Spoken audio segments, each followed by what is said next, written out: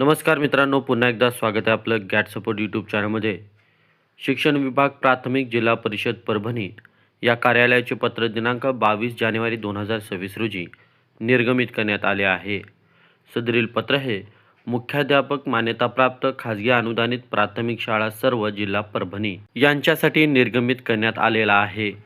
पत्राचा विषय अत्यंत महत्त्वाचा आहे. विषय आहे माननीय उच्च न्यायालय खंडपीठ औरंगाबाद येथे दाखल रीट याचिका क्रमांक दिनांक 27 फेब्रुवारी 2025 मध्ये दिलेल्या निर्णयानुसार अनुदानित शाळेत दिनांक 1/11/2005 पूर्वी नियुक्त व त्यानंतर 100% अनुदानावर आलेल्या शिक्षक व शिक्षकेतर कर्मचाऱ्यांना जुनी निवृत्ती वेतन मंजूर करण्याबाबत पत्रात म्हटले आहे की वरील विषयी संदर्भीय आदेशान्वये कळविण्यात येते की माननीय उच्च न्यायालय खंडपीठ औरंगाबाद येथे दाखल रीट याचिका क्रमांक दिनांक 27 फेब्रुवारी 2025 मध्ये दिलेल्या निर्णयानुसार 100% अनुदानित शाळेत दिनांक 1/11/2005 पूर्वी विनाअनुदानित अथवा अंशतः अनुदानित तत्वावर नियुक्त व 1/11/2005 नंतर 100% अनुदानावर आलेल्या शिक्षक व शिक्षकेतर कर्मचाऱ्यांना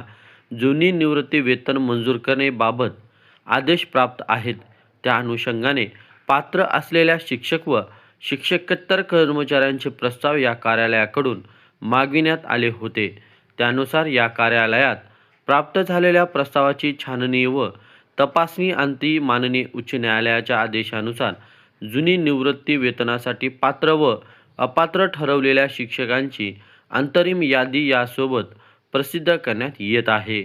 सदर यादीवर आक्षेप असल्यास दिनांक 27/1/2026 पर्यंत या कार्यालयात आवश्यक त्या पुराव्यासह अर्ज करणे बाबत सर्व संबंधित शिक्षक कर्मचाऱ्यांना आपल्या स्तरावरून सूचित करावे. मुदतीनंतर प्राप्त होणाऱ्या आक्षेपाचा विचार केला जाणार नाही याची नोंद घ्यावी. टिप: जुनी निवृत्ती वेतनासाठी पात्र व अपात्रतेबाबतचा अंतिम निर्णय माननीय विभागीय शिक्षण उपसंचालक छत्रपती संभाजीनगर यांचा राहील. सोबत पात्र व अपात्र शिक्षक अंतरिम यादी असे आदेश सुनील पालास, शिक्षणाधिकारी प्राथमिक, जिल्हा परिषद परभणी यांनी दिले आहेत. मित्रांनो, हे पत्र व यासोबतची यादी आपणास हवी असल्यास हे पत्र आपल्या शासन निर्णय व परिपत्रक या टेलिग्राम चॅनलवर उपलब्ध करून देण्यात आलेला आहे. त्या ठिकाणावरून आपण हे पत्र डाउनलोड करून घ्यावे.